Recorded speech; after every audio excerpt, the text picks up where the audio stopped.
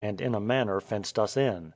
About 2 hours before night they came down directly upon us, and though we had not perceived it, we found they had been joined by some more, so that they were near 80 horse, whereof, however, we fancied some were women. They came on till they were within half shot of our little wood, when we fired one musket without ball, and called to them in the Russian tongue to know what they wanted, and bade them keep off; but they came on with a double fury up to the wood side, not imagining we were so barricaded that they could not easily break in. Our old pilot was our captain as well as our engineer, and desired us not to fire upon them till they came within pistol shot, that we might be sure to kill, and that when we did fire we should be sure to take good aim. We bade him give the word of command, which he delayed so long that they were some of them within 2 pikes length of us when we let fly. We aimed so true that we killed 14 of them, and wounded several others, as also several of their horses, for we had all of us loaded our pieces with 2 or 3 bullets apiece at least.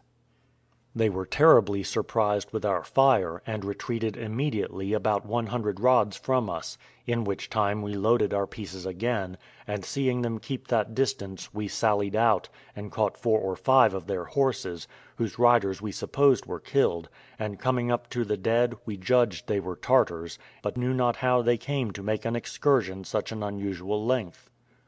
About an hour after they again made a motion to attack us, and rode round our little wood to see where they might break in; but finding us always ready to face them, they went off again, and we resolved not to stir for that night. We slept little, but spent the most part of the night in strengthening our situation, and barricading the entrances into the wood, and keeping a strict watch. We waited for daylight, and when it came, it gave us a very unwelcome discovery indeed. For the enemy, who we thought were discouraged with the reception they met with, were now greatly increased, and had set up 11 or 12 huts or tents, as if they were resolved to besiege us; and this little camp they had pitched upon the open plain, about 3/4 of a mile from us. I confess I now gave myself over for lost, and all that I had. The loss of my effects did not lie so near me, though very considerable, as the thoughts of falling into the hands of such barbarians at the latter end of my journey, after so many difficulties and hazards as I had gone through, and even in sight of our port, where we expected safety and deliverance.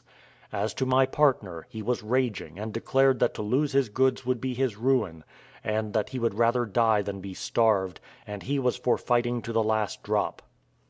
The young lord, a most gallant youth, was for fighting to the last also, and my old pilot was of opinion that we were able to resist them all in the situation we were then in. Thus we spent the day in debates of what we should do, but towards evening we found that the number of our enemies still increased, and we did not know but by the morning they might still be a greater number. So I began to inquire of those people we had brought from Tobolski if there were no private ways by which we might avoid them in the night, and perhaps retreat to some town, or get help to guard us over the desert.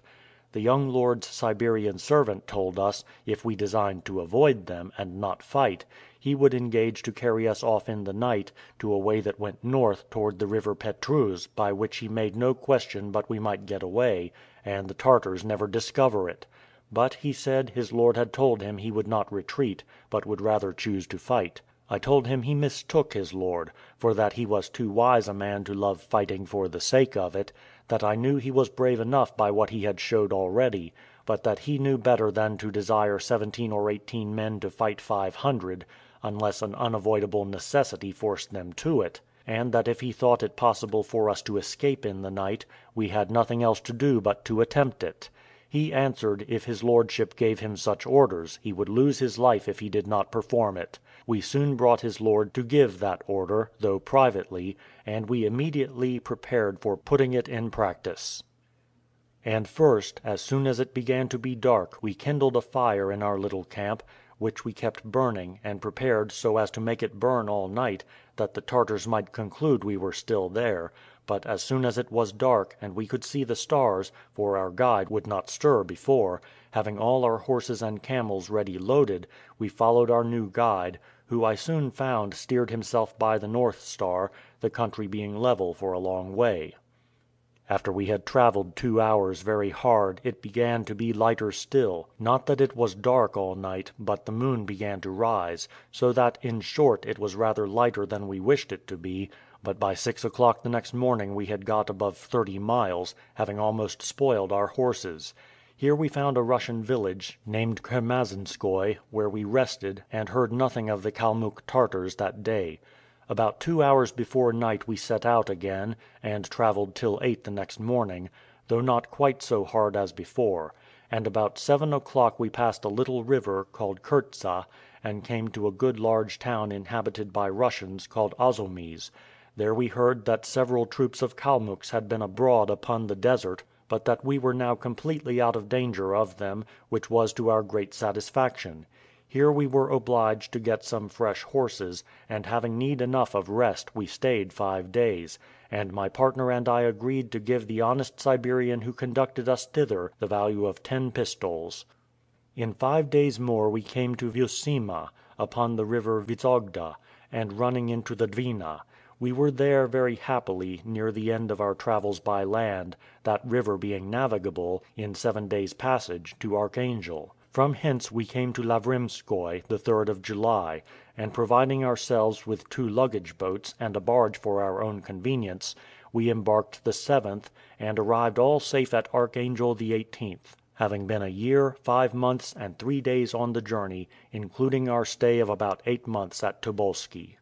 We were obliged to stay at this place 6 weeks for the arrival of the ships, and must have tarried longer, had not a Hamburger come in above a month sooner than any of the English ships, when, after some consideration that the city of Hamburg might happen to be as good a market for our goods as London, we all took freight with him; and having put our goods on board, it was most natural for me to put my steward on board to take care of them, by which means my young lord had a sufficient opportunity to conceal himself, never coming on shore again all the time we stayed there; and this he did that he might not be seen in the city, where some of the Moscow merchants would certainly have seen and discovered him. We then set sail from Archangel the 20th of August the same year, and after no extraordinary bad voyage, arrived safe in the Elbe the 18th of September. Here my partner and I found a very good sale for our goods, as well those of China as the sables, etc. of Siberia, and dividing the produce, my share amounted to £3,475 17 shillings 3 pence, including about £600 worth of diamonds, which I purchased at Bengal. Here the young lord took his leave of us, and went up the Elbe, in order to go to the court of Vienna, where he resolved to seek protection and could correspond with those of his father's friends who were left alive. He did not part without testimonials of gratitude for the service I had done him, and for my kindness to the prince, his father.